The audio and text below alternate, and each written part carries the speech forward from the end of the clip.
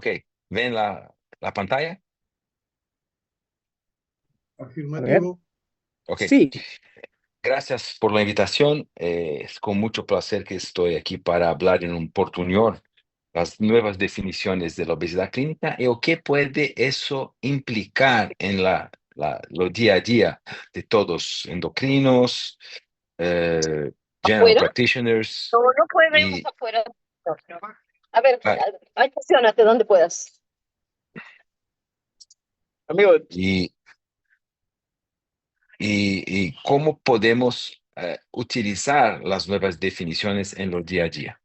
Estos son mis conflictos de interés. Lo único que tal vez esté relacionado con eso, que yo fui del Steering Committee y del Writing Committee de la Comisión Lancet para la definición de la obesidad. Entonces tenemos aquí un problema. ¿Es en realidad la obesidad una enfermedad, una doença? Tenemos en las definiciones actuales de obesidad, realmente se adereza si obesidad es una enfermedad. Es controversial por más increíble que parezca. La idea viene de un lado, personas que piensan que obesidad es una enfermedad establecida, como la World Obesity Federation. Otros consideran eso como un estilo de vida inadecuado, un mismo una enfermedad mental. Entonces, no estamos adresando exactamente obesidad como merece. ¿Por qué?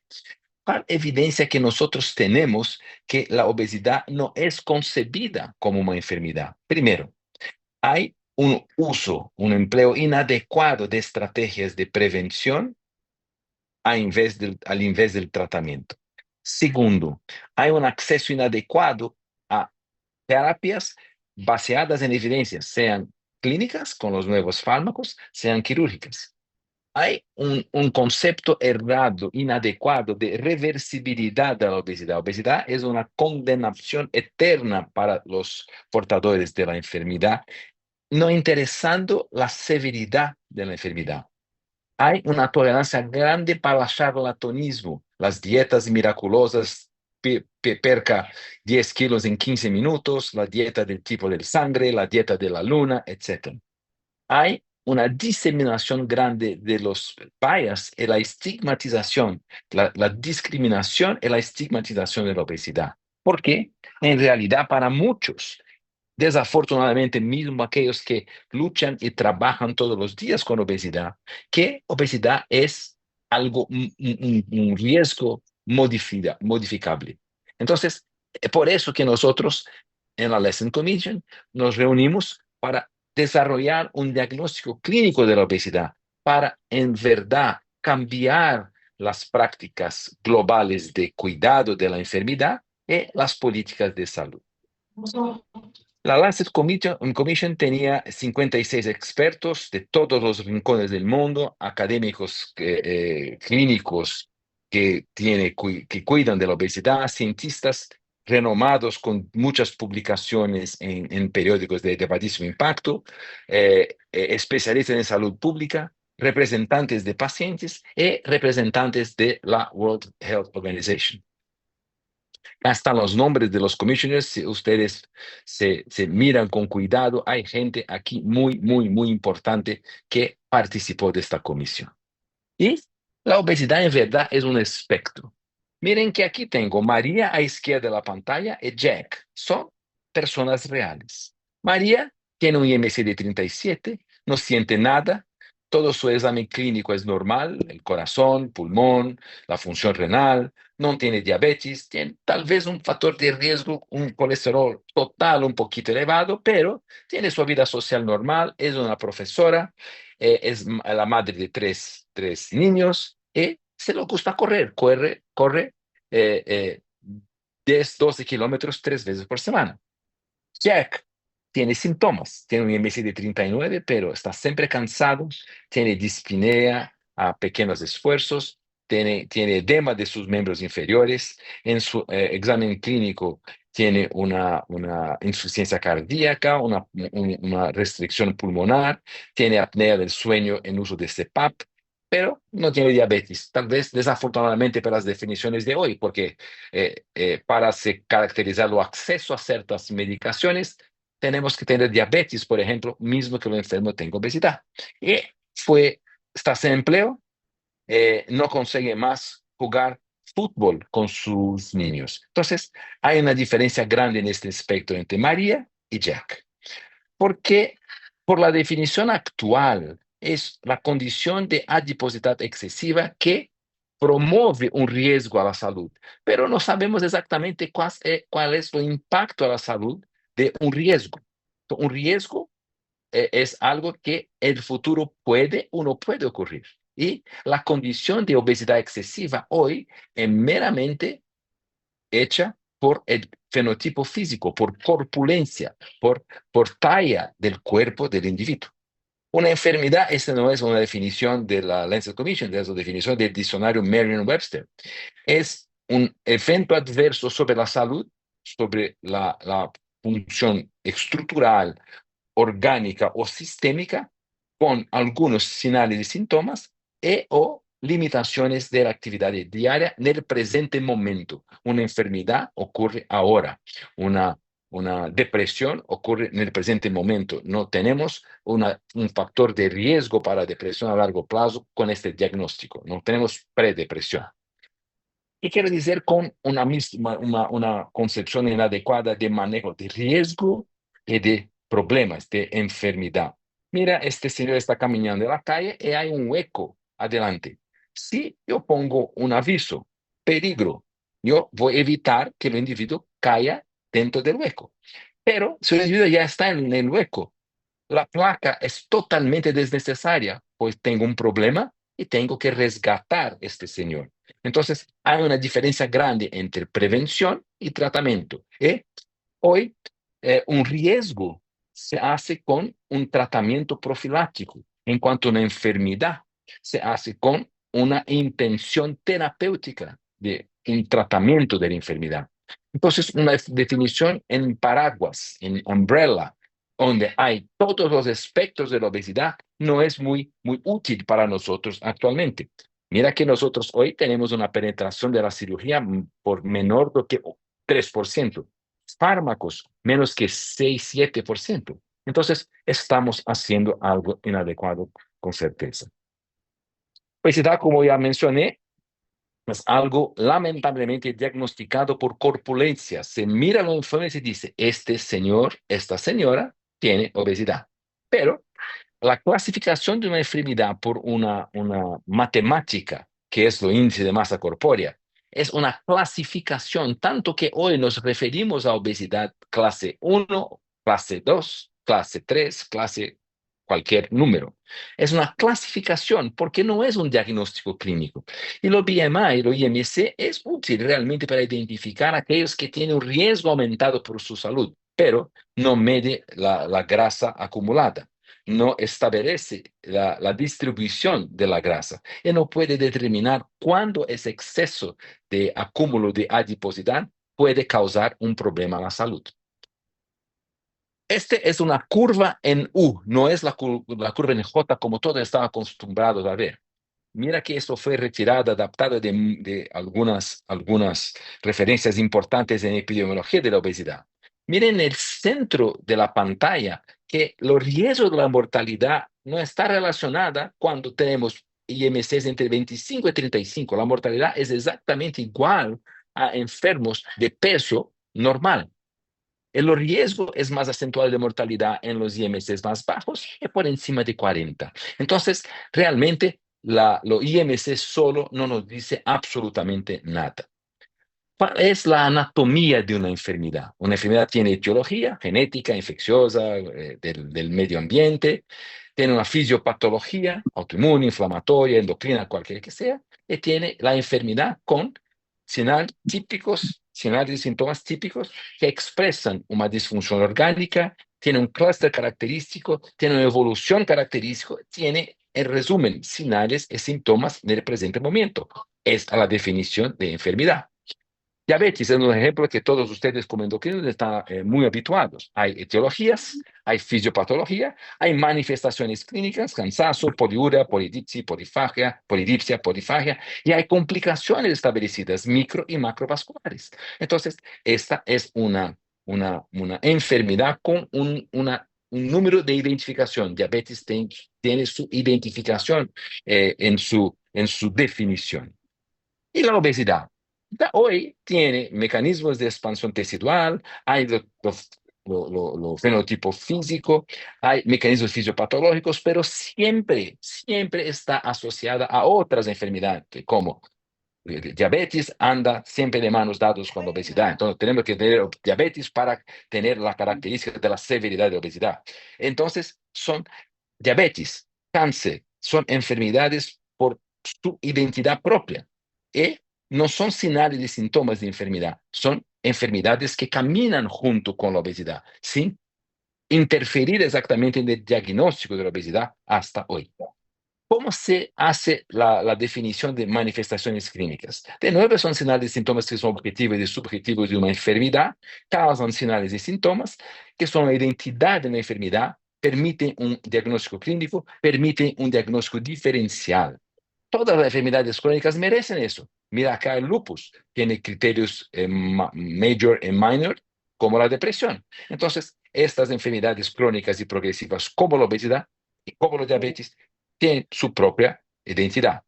¿Cuál es la misión crucial de la Lancet Commission? Es exactamente esa, es identificar los señales y síntomas que son directamente efectos de la adiposidad en exceso. Entonces, esta fue nuestra misión. Para ponerlos en el panorama de cómo fue desarrollada la Lancet Commission. Esto se empezó en 2020.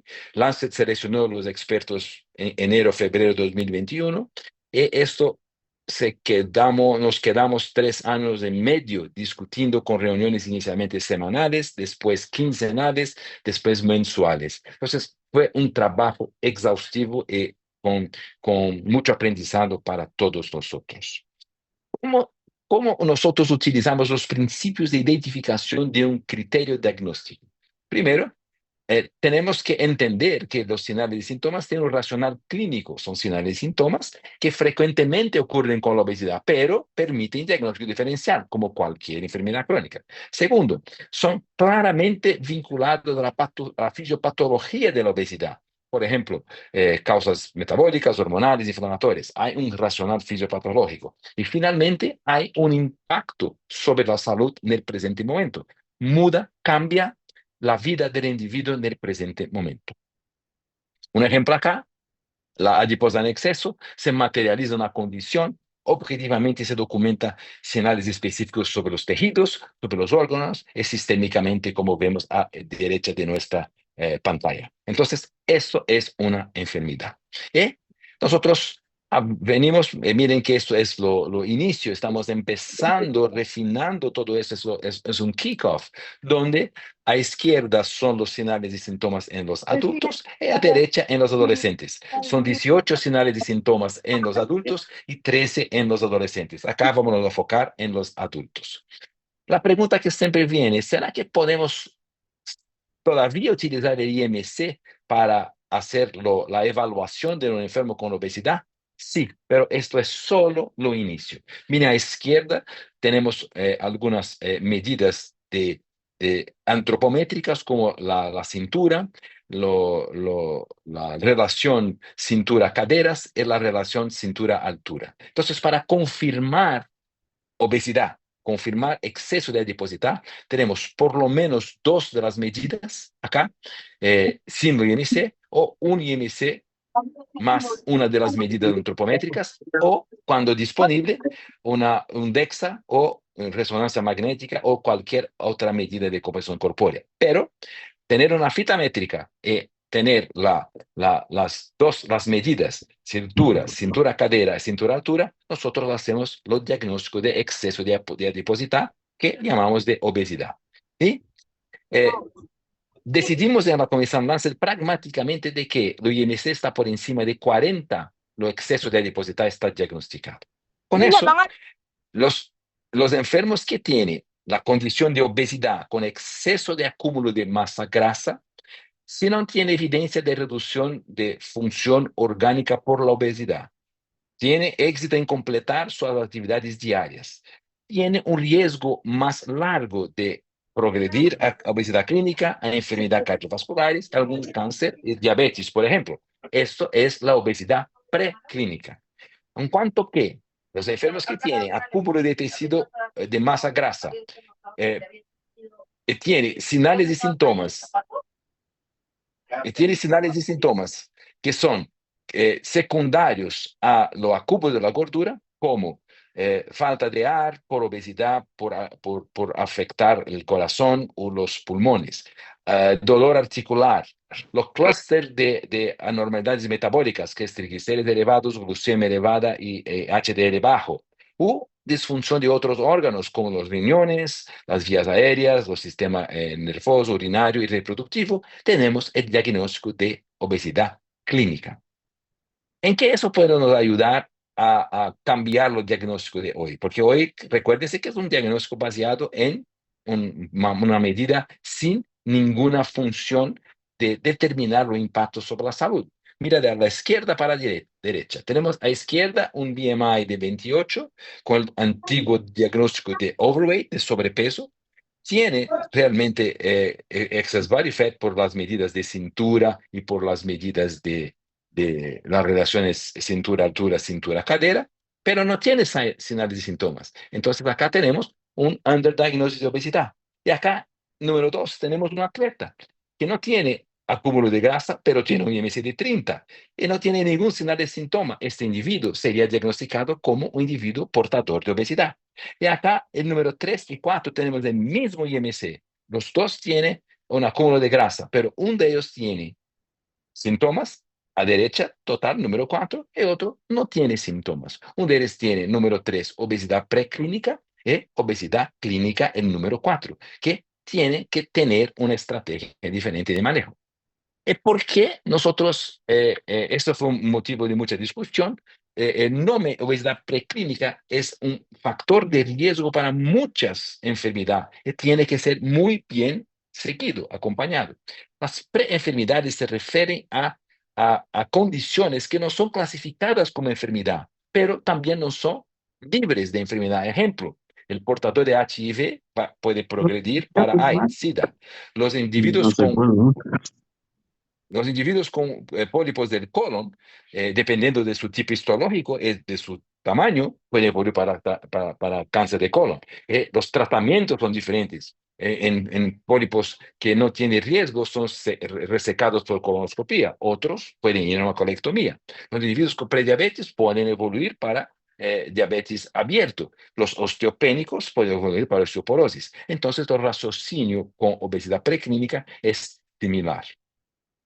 ¿Cuál es el scope of care, el cuidado para los enfermos con enfermedad preclínica? Primero, estos sí son estrategias para reducción de riesgo, con medidas preventivas y profilácticas. Las políticas de salud pública tienen que ser basadas en evidencia y tenemos que terminar con la culpa del individuo. No es una falla de personalidad y sí una enfermedad. Y individualmente nosotros tenemos que dividir enfermos en bajo riesgo, en aquellos que tienen bajo riesgo. Un screening y monitoreo por toda la vida es fundamental. Y aquellos con riesgo elevado puede requerir una intervención, sea quirúrgica o con fármacos o combinada. Un gran ejemplo, un individuo con obesidad preclínica que tiene diabetes, y nosotros sabemos que la intervención sobre el peso tiene súper efectividad sobre el control del diabetes, es claro que el individuo con obesidad preclínica debe ser tratado con fármacos o con cirugía, cualquier que sea la estrategia. Entonces, obesidad preclínica es una situación donde hay monitoreo clínico, hay estratificación de riesgo y se escoge la mejor terapéutica adecuada al individuo. En cuanto a que los enfermos con obesidad clínica tienen una intención terapéutica con finalmente podemos buscar, tenemos señales y síntomas. Un individuo con depresión que tiene su Prozac, y tiene sus síntomas que van a remisión. Eres mismo con el Prozac, tiene remisión de su depresión. ¿Por qué no hay obesidad? No estoy diciendo cura, porque obesidad es una enfermedad crónica y progresiva, es un tratamiento lifelong. Pero si yo tengo señales y síntomas y puedo colocarlos en remisión con lo manejo terapéutico, es algo interesante mismo para la adherencia del individuo al tratamiento. Las opciones de tratamiento serían siempre los cambios de estilo de vida asociados a tratamiento farmacológico, quirúrgico o combinación de las dos estrategias, siempre la intervención, lo más evitando la inercia terapéutica y fundamentalmente buscamos la priorización. Nosotros tratamos a aquellos con más grande riesgo. Un ejemplo, si estamos en una isla con culebras venenosas, algunos viven en árboles altas donde las culebras no van, y otros viven abajo. Y los que viven abajo son picados. Los otros que están viviendo en los árboles tienen un riesgo más grande, pero aquellos que tienen que ser tratados con medicación antiofídica son aquellos que ya fueron picados. Esta es clinical obesity, aquellos que ya fueron picados. Preclinical obesity son aquellos que viven en el topo de los árboles. Un ejemplo clínico, una señora de 57 años dice que está con cansancio, falta de ar, ha ganado peso en los últimos años, tiene un sueño no muy adecuado y toda la mañana dolor de la cabeza. Tiene un BMI de 29, pero tiene los parámetros antropométricos de tu pantalla todos elevados. Por tanto, es una enferma con adiposidad elevada, con obesidad.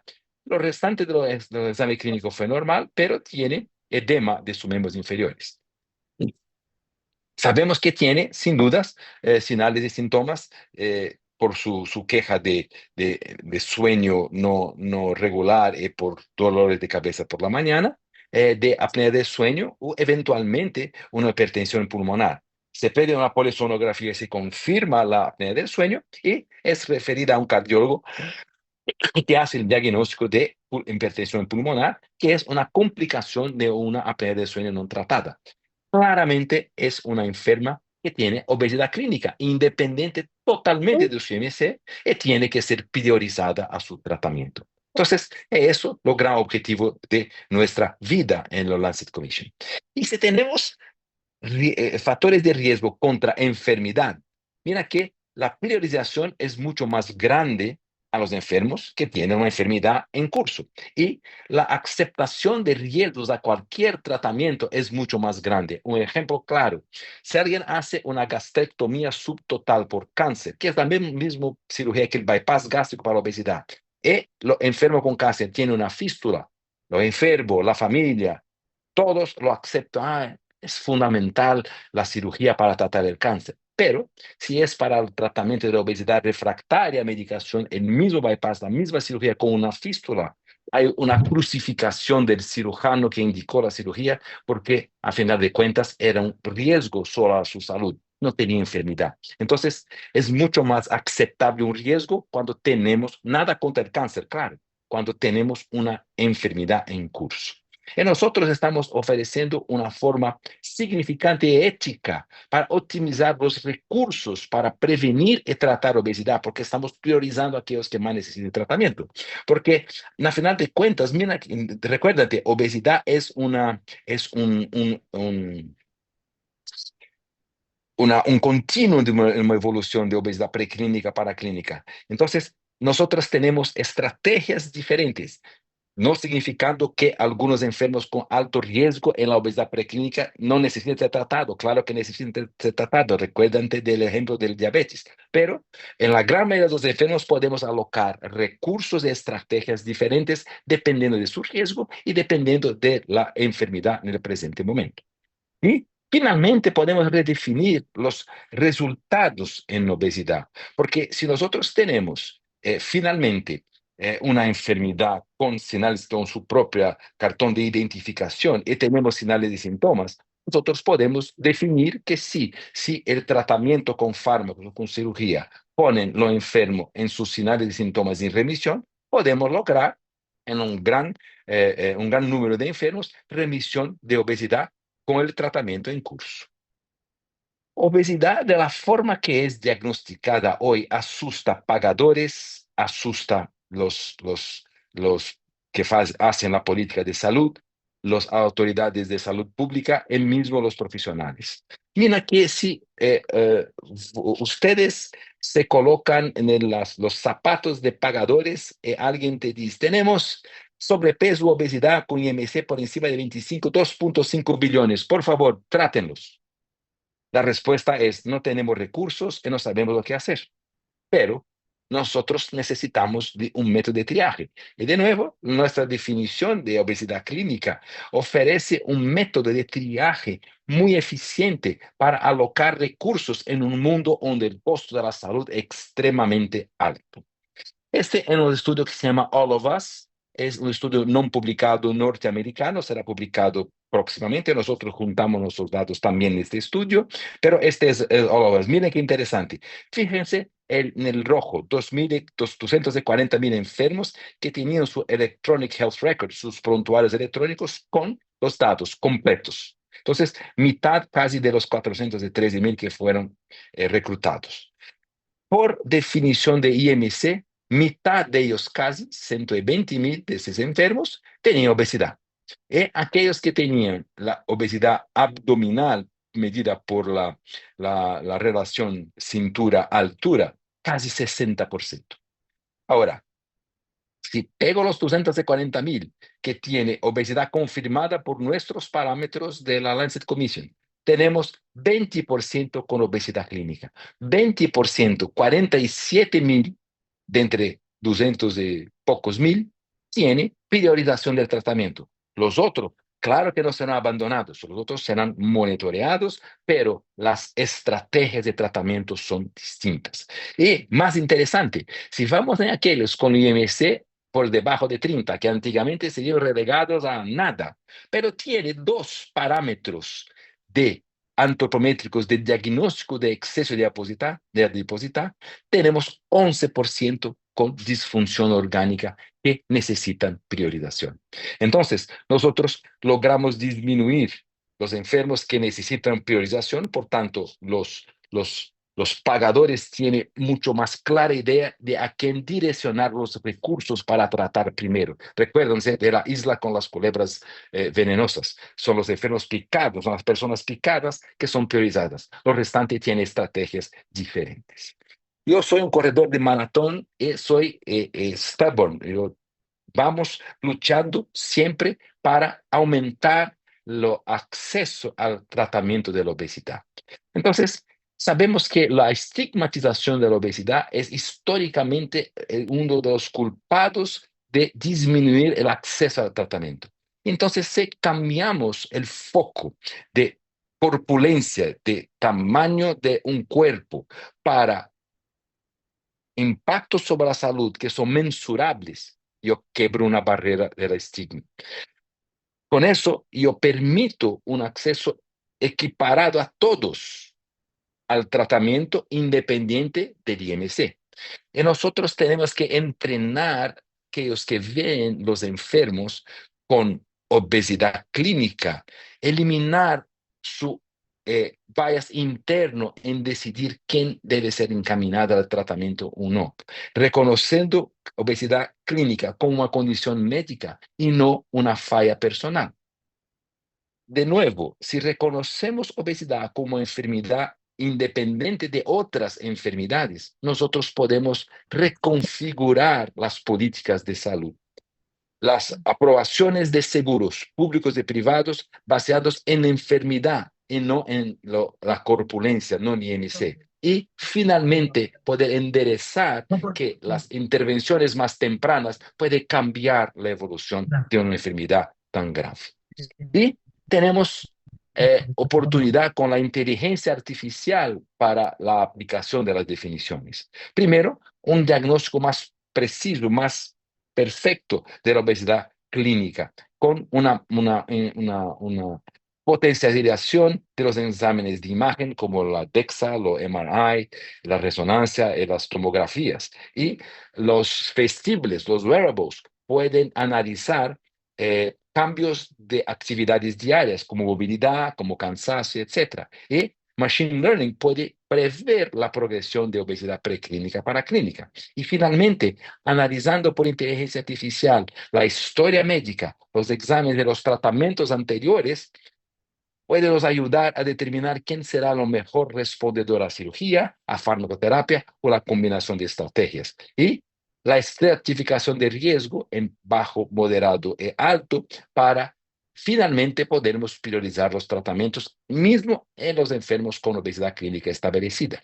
Para la salud pública y los formadores, las políticas de salud en obesidad, de nuevo, se puede populacionalmente predecir quién tiene obesidad clínica y preclínica, como exactamente lo All of Us Study, y puede identificar las complicaciones de la variabilidad del peso durante la trayectoria de los individuos.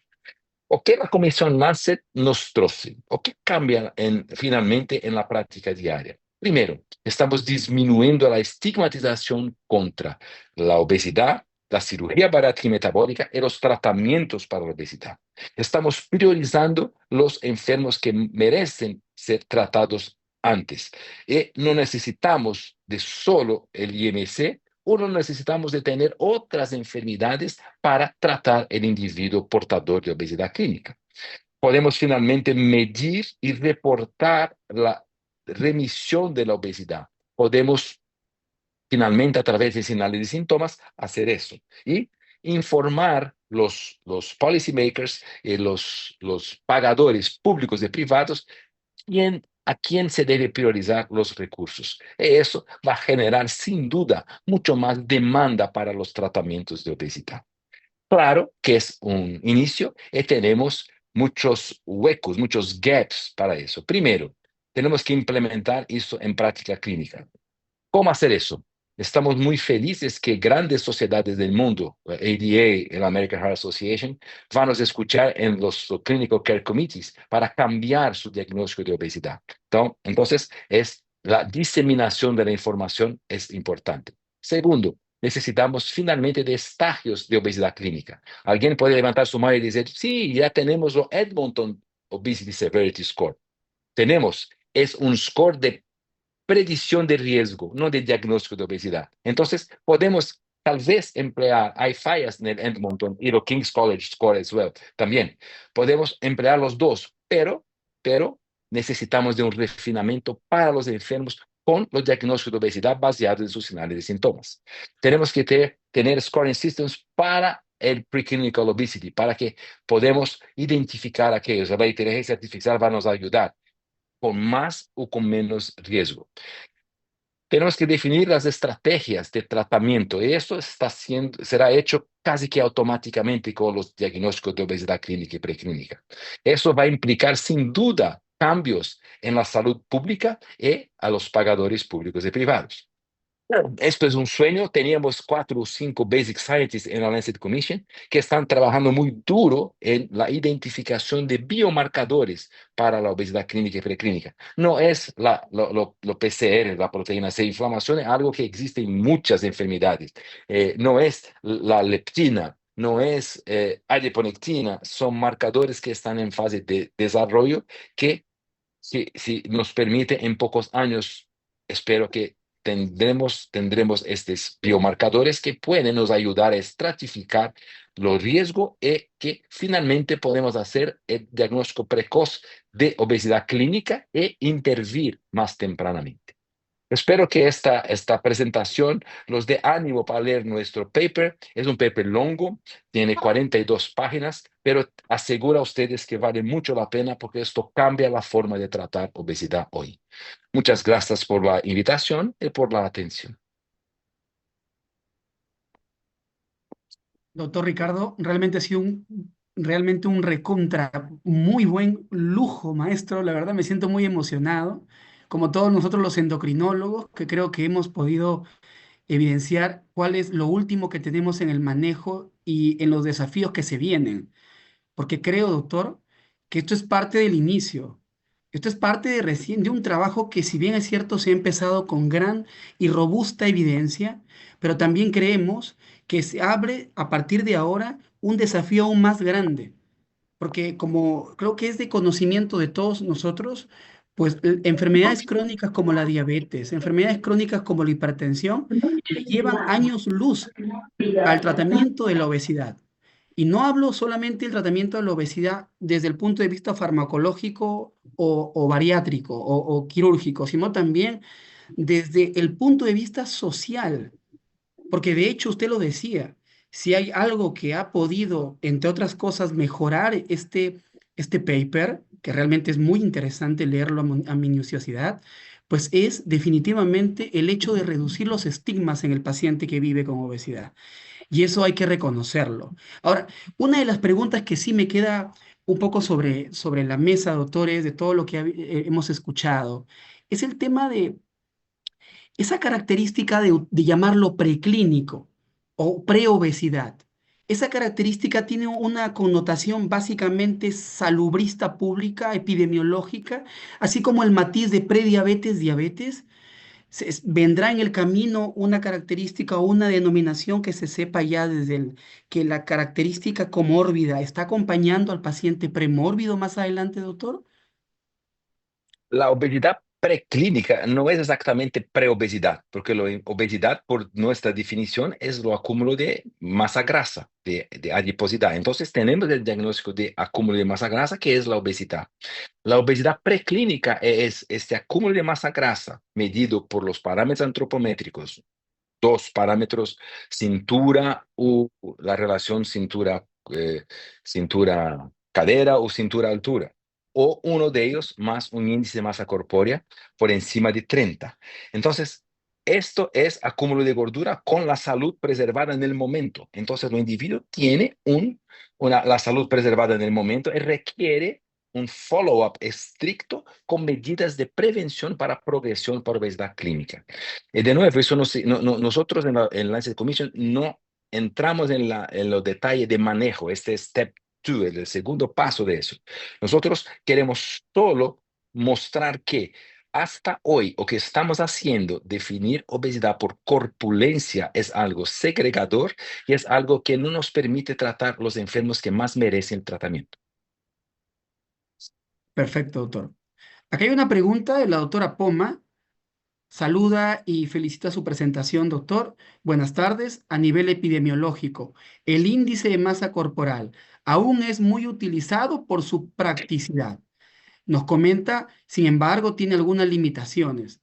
¿Se recomienda en especial alguna medida antropométrica que tenga un mayor índice de evidencia, población latinoamericana? Esa es la pregunta de nuestra Eh, colega, la doctora Poma. Fue exactamente lo que yo mostré. Son los tres parámetros antropométricos, uno de ellos cadera, cintura, altura, y lo IMC más uno de ellos o dos de ellos solo. Esto en algunos estudios, si no me engano, hay dos estudios donde la población latinoamericana está incluida. Nosotros, como éramos una comisión representando todo el mundo, sí, está validado para todo el mundo. Entonces, es esto que nosotros usamos. El IMC no es que tiene pocas limitaciones, o IMC es totalmente limitado, porque si tomamos Mike Tyson en su época de oro, su IMC era 35.8. Entonces, el IMC tiene, como los diapositivos que mostré, enfermos con 36.2 de IMC, tiene diferentes características clínicas.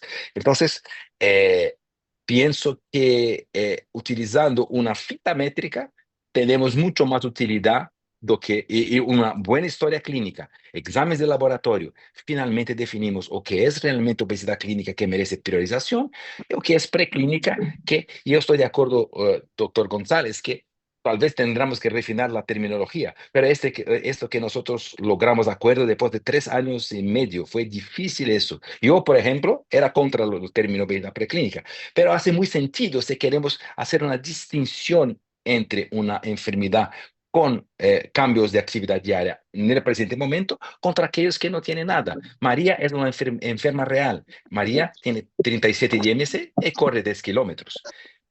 Entonces, ¿merece ser tratada o no? No, merece ser acompañada. Perfecto, perfecto. Muy bien, doctor. La doctora Shirley Saavedra nos pregunta, doctor, felicidades por la presentación. ¿Qué rol juega la bioimpedancia? en la nueva clasificación de la obesidad? ¿Tiene alguna connotación este estudio de composición corporal? Eh, Nosotros consideramos la bioimpedancia es uno de los medios de confirmación de acúmulo de adiposidad, pero tiene mucha relación con la cintura o los otros parámetros antropométricos. Entonces, en sitios donde había dos africanos, por ejemplo, que uno de Uganda y el otro no me recuerdo del otro país, de la Lancet Commission, ellos solo tenían fita métrica. Entonces, sí, podemos utilizar la bioimpedancia como lo DEXA, como la resonancia, pero en sitios sin la disponibilidad de recursos, la fita métrica es muy útil y nos hace el diagnóstico del acúmulo de adiposidad. Perfecto, muy bien, excelente precisión. Nos comenta el doctor Fernando Pérez, ¿cuál sería, doctor, la propuesta desde los espacios técnicos y científicos para aterrizar estos avances con políticas de Estado? ¿Eh? A través de modelos de atención que aborden este problema de salud pública, de gran impacto en la calidad de vida y sus consecuencias. ¿Qué propuestas podemos coger del paper que ustedes han presentado para que en países como los nuestros, doctor, que apenas ni siquiera se reconoce a la obesidad como una enfermedad, podríamos siquiera empezamos de... Eh, Nosotros teníamos dos representantes de la Organización Mundial de la Salud y ellos están muy dispuestos a cambiar las definiciones, pero es un órgano que lento. Las dos más grandes sociedades norteamericanas, como la American Heart Association, que es la más grande, tiene ahora una división de obesidad. La American Diabetes Association tiene ahora una división de obesidad. Ellos quieren nos escuchar. Recuérdate, Fernando, que la pregunta de Fernando, recuerda que eso tiene solo 40 días de existencia en la Lancet Commission. Y nosotros ya logramos popularidad en toda la media por todo el mundo. Tenemos más de 500 apariciones en la media. Esto influenció la World Health Organization a nos escuchar, las grandes sociedades a nos escuchar. Entonces, vamos sin duda trabajar ahora fuerte para la diseminación de la información para que finalmente alguien que es responsable por salud pública, alguien que es responsable por las políticas de la salud de todos los países latinoamericanos y mundiales, nos escuchen, empiecen a cambiar algo. Esto es una de las otras grandes funciones de la Lancet Commission fue finalmente el asunto volver a ser discutido. El asunto estaba muerto porque el Global Burden of Disease que se publica en Lancet a cada 2 años es fantástico, pero es asustador decir, relatar todo el año a pagadores que tenemos 2 billones, 3 billones, 5 billones, ellos no tienen recursos. Si nosotros ponemos sus zapatos, haremos lo mismo. No podemos pagar, ¿qué vamos a hacer? No podemos dar acceso a todos. Por eso que nosotros, vindo con un sistema de triaje más detallado do que es una enfermedad que tiene, un enfermo que tiene que ser priorizado, el otro que puede tener políticas y estrategias de prevención, cambia la forma de ellos nos miraren, cambia la forma de ellos entenderem a quién debe ser tratado. Excelente.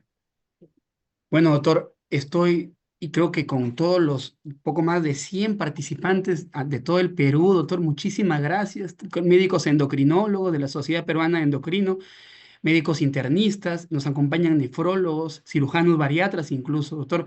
Muchísimas gracias por todas su sabiduría, su conocimiento y por sobre todo por esa personalidad que lo hace singular y que se acerca a todos nosotros que también estamos acompañando a ayudar que la obesidad deje de ser una enfermedad estigmatizada, deja de ser una enfermedad solo de un médico y que sea más de un equipo transdisciplinario, deje de ser mal vista porque creen que la obesidad es una condición que solo acerca a ser factor de riesgo. En lo absoluto, la enfermedad es una obesidad, la obesidad es una enfermedad. Y por sobre todo, doctor, creo que con estos términos de preclínica y clínica, yo creo que vamos a poder acercarnos a un mejor escenario donde entre nosotros que nos dedicamos a manejar obesidad, podríamos ya tener un mejor lenguaje armonizado y sin lugar a dudas que el paciente sea el beneficiado con el manejo que le brindemos. Doctor, muchísimas gracias. Gracias a usted. Usted resumiste exactamente nuestro objetivo. Retirar el estigma, definir obesidad como una enfermedad con su propio DNI, tengo la identificación, tengo la enfermedad de obesidad clínica, y así manejar aquellos que más necesitan primero y finalmente traer la discusión de que es una enfermedad que tiene que ser combatida. Obesidad clínica tiene que ser combatida y la preclínica tiene que ser evaluada individualmente y tratada o seguida individualmente. A quien está interesado en el paper es free to download en el site, se pongan Lancet Commission on the Definition of Obesity, será free download, entonces no es cobrado.